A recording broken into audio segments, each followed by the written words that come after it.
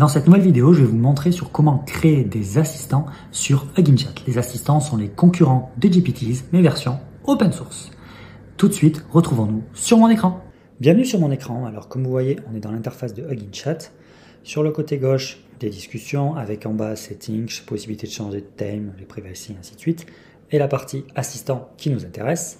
Et sur le côté droit, la possibilité de lui poser une question avec une interface de discussion avec une input et la possibilité de changer de langage de base parce qu'il prend des langages open source. Donc il a OpenChat, Mistral AI X7B, Code Llama, nous Hermes, Llama 70 bits et Mistral 8X7B. Donc on peut changer, on fait Activate et hop, on peut créer bien sûr un système prompt, mais ça c'est pas le sujet de cette discussion. Et hop, nous voici sur l'interface des GPTs ici appelés Assistants. Comme vous voyez, c'est un peu comme le store d'OpenAI, il y en a de disponibles. Il y a 8 pages disponibles. On peut les filtrer en fonction des modèles. Il y en a qui ont été faits avec Mistral, il y en a qui ont été faits avec Code Llama, et ainsi de suite. Par exemple, on filtre par Code Llama et on n'a que ces modèles-là qui ont été faits spécialement par Code Llama. Allons voir des modèles un peu plus. On va prendre tous les modèles, comme ça on va voir les modèles de la communauté les plus utilisés. Prenons l'exemple de Real Human. On peut commencer à discuter avec lui, mais ce qui est intéressant, c'est qu'on peut regarder les settings d'un modèle et vous allez tout de suite comprendre pourquoi. Quand on regarde les settings d'un modèle, il apparaît là sur la gauche, ça c'est tous les modèles que j'ai déjà testés. Ma tête est devant, pardon, tous les modèles que j'ai testés. Donc on voit qu'il utilise New Research / New Hermes 2. Ça c'est le lien qu'on peut partager pour le donner accès à tout le monde. Et ça c'est le prompt system utilisé. Contrairement aux GPTs, le prompt system est disponible directement dans les assistants. Donc il y a tout un speech et ainsi de suite de comment faire. La différence entre les assistants et les GPTs, la clé c'est qu'ils n'ont pas les actions comme GPTs, ils n'ont pas accès au web, on ne peut pas faire de recherche web quand on utilise un assistant, ou alors j'ai pas trouvé, et si quelqu'un a les informations, n'hésitez pas à le mettre en commentaire, et il n'y a pas de code interpréteur comme sur OpenAI.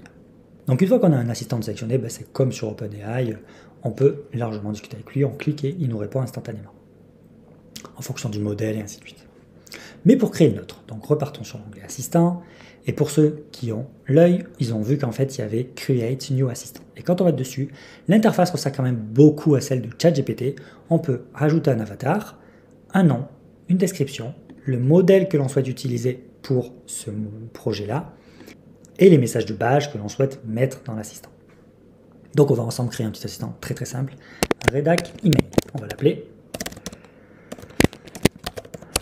Description, help you to redact some beautiful email. Tout simplement. Donc une image, j'en ai pas de disponible bien évidemment, mais j'ai bien eu en trouver une. On va remettre le même, on va mettre celui-là.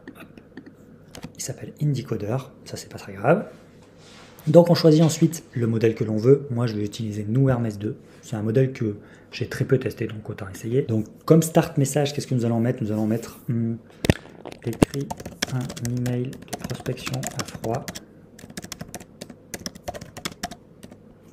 C'est des prompts tout pétés, mais c'est juste pour vous montrer comment on crée un truc. Écrit un email de remerciement. Tout simplement. Et là, en fait, dans système et instruction système, c'est là où on va pouvoir mettre les descriptions de à quoi il va nous aider. Donc, je vais le coller, comme ça sera beaucoup plus simple et ça ira beaucoup plus vite pour tout le monde. Une petite minute, si cette vidéo te plaît, n'hésite pas à t'abonner, à liker et à aller regarder en commentaire un lien pour avoir accès aux meilleurs outils IA disponibles sur le marché. On reprend la vidéo tout de suite. Donc voilà, j'ai une collée de prompt. Donc en fait, c'est un assistant qui est spécialisé dans la rédaction d'emails de prospection. Il utilise tous les principes de copywriting pour créer des messages persuasifs en magasin et adapté aux besoins des utilisateurs avec plusieurs étapes pour son fonctionnement. Pour ceux que ça intéresse, vous pouvez faire pause pour lire la description. Donc on continue, on sauvegarde. Une fois que c'est sauvegardé, on apparaît sur cette page-là. Comme vous voyez, l'assistant est créé, mais il n'est pas encore actif. Il suffit que j'appuie sur Activate pour l'activer. Donc j'appuie sur Activate. Je mettrai le lien de l'assistant en description pour ceux que ça intéresse. Et donc maintenant, on est avec mon assistant. On est parti? Donc on lui lance, écrit un email de prospection. Donc il commence à me poser des questions. Pouvez-vous me donner un aperçu de votre entreprise, des produits et services que vous proposez? À qui vous souhaitez envoyer cet email de prospection? Quel est l'objectif principal de cet email? Y a-t-il des points clés? On pose question. Je vais mettre ceci est une démo. Réponds aux questions par toi-même.